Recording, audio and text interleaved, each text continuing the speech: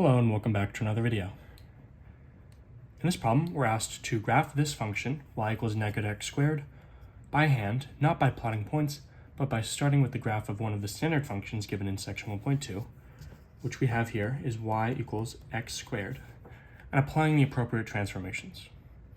So here we have a negative sign on the function, which should let you know that we are reflecting it about one of the axes. And since the negative sign is outside of what's actually being squared, that's a transformation about the y-axis, or sorry, about the x-axis, right? So we take this function and we simply reflect it about the y-axis. Again, it doesn't really have to be perfectly accurate because we're not plotting exact points. We're just taking this and then we're doing the opposite, reflected about the x-axis.